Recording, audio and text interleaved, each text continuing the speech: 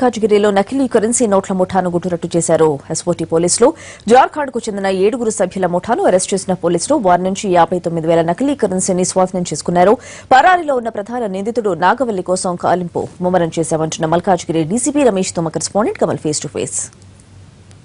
కేంద్రంగా సాగుతున్న దొంగ నోట్ల ముఠాను రాచకొండ పోలీస్ కమిషనరేట్ పోలీసులు బట్టబయలు చేశారు. జార్ఖండ్ నుంచి హైదరాబాద్లో చెలామణి చేస్తున్నటువంటి గ్యాంగ్ను అదుపులోకి తీసుకున్నారు. ప్రస్తుతం మనతో మాట్లాడడానికి డీసీపీ గారు ఉన్నారు. సార్ చెప్పండి, ఎంతమందిని అదుపులోకి తీసుకున్నారు, అసలు వీళ్ళు చెలామణి చేస్తున్నారనే విషయం మీకు ఎప్పుడు నోటీస్కి వచ్చింది? మాకు 7 మంది ఇప్పుడు మన దగ్గర కస్టడీలో ఉన్నారండి. ఇప్పుడు మొన్న ఒక ఇద్దరు జవహర్ నగర్ పోలీస్ స్టేషన్ లిమిట్స్లో ఒక చిన్న షాప్ దగ్గరికి వెళ్ళి, కిరాణా షాప్ దగ్గరికి వెళ్ళి ఒక ఫేక్ నోట్ ఇచ్చారు.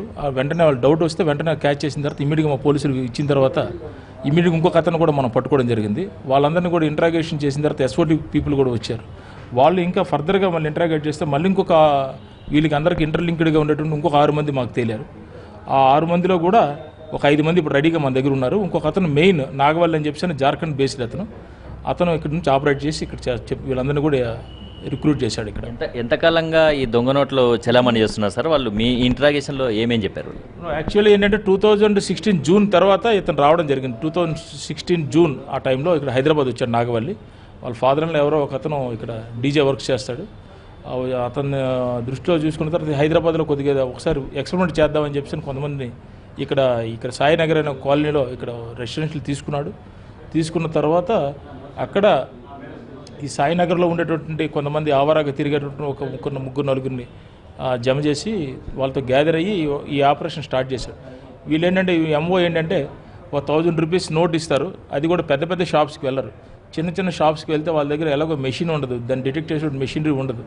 సో ఆ 1000 రూపీస్లో ఒక 50 రూపీస్ 100 రూపీస్ ఖర్చు పెడతారు. ఒక 900 రూపీస్ మిగులుతుంది. దాన్ని ఏం చేస్తారంటే ఆ 900లో ఒక 100-150 రూపీస్ వీళ్ళు చేతులు ఉంచుకొని మిగతా 750 రూపీస్ కూడా అతను నాగవల్లికి బ్యాంక్ అకౌంట్లో వేసేస్తారు. సో అక్కడ ఈ విధంగా 1000 రూపీస్ కానీ ఒక చేంజ్ అయితే ఇమీడియట్గా ఒక 700-800 రూపీస్ అతనికి వెళ్ళిపోతుంది. అది ఎంఓ అనమాట. ఈ విధంగా కొంతమంది చేస్తే వాళ్ళ దగ్గర 800గా మన దగ్గర ఇప్పుడు అరౌండ్ 59,000 రూపీస్ క్యాష్ దొరకడం జరిగింది ఈ మొత్తం 7 మంది దగ్గర కూడా. సో వీళ్ళందరూ మిగతా ఎవరైతే అబ్స్కాండింగ్ ముగ్గురు ఉన్నారో ఎవరైతే ఉన్నారో వాళ్ళకి సంబంధించినంత వరకు ఇంకా టీమ్స్ తిరుగుతున్నాయి. దానికి సంబంధించిన కొన్ని దీనికి స్పెషలైజ్డ్ వింగ్స్ కూడా ఇన్ఫర్మేషన్ ఇవ్వడం మనం జరుగుతుంది. సార్, ఈ దొంగ నోట్లు జార్ఖండ్ కేంద్రంగా సాగుతుందని చెప్పారు. బట్ వీళ్ళే చేస్తున్నారా, లేదంటే వీళ్ళు వెనక ఏదైనా బిజినెస్ పర్సన్స్ కానీ ఎవరైనా ఉండే అవకాశాలు ఉన్నాయా?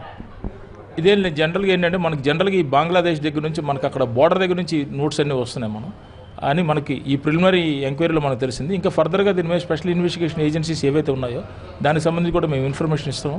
దానికి సంబంధించి అందరం కూడా ఒక టీం వర్క్లో చేసి కొంతవరకు ఎవరు చేస్తున్నారనేది కూడా మనకు తెలుస్తుంది. ఎక్కడ తయారీ అవుతుంది సార్? ప్రధానంగా ఈ తయారీ కేంద్రం ఎక్కడుంది? ఈ నోట్లకు సంబంధించి రికవరీ చేసుకున్న నోట్లకు సంబంధించి మనకి ఇప్పుడు నాగవల్లి అన్నతను మనకు దొరకాలండి. మెయిన్ మనకు దొరికిన తర్వాత, ఎందుకంటే అతను చేశాడు కాబట్టి అతను దొరికిన తర్వాత ఎక్కడి నుంచి వస్తానని తెలుసు. మనకు ప్రిలిమినరీగా తెలిసింది ఏంటంటే అతను వీళ్ళకి చెప్పడం ఏంటంటే బార్డర్ నుంచి అటు నుంచి తీసుకుని వస్తున్నామని సార్ మనకు చెప్పడం జరిగింది.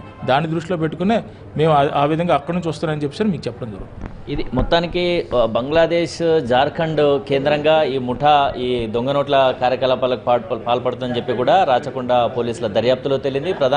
ప్రధాన నిందితుడు A1 నిందితుడు ఎవరైతే ఉన్నారో అతను దొరికితే ఇంకా లింకులు బయటపడే అవకాశాలు కూడా ఉన్నాయని చెప్తున్నారు. ఈ గ్యాంగుకు సంబంధించి ఇంకా ఎవరెవరు ఉన్నారు అన్నది కూడా పూర్తి దర్యాప్తు జరుపుతున్నామని చెప్పి పోలీసులు చెప్తున్నారు. కెమెరా పర్సన్ వీరాంజనేయులతో కమల్ NTV, హైదరాబాద్.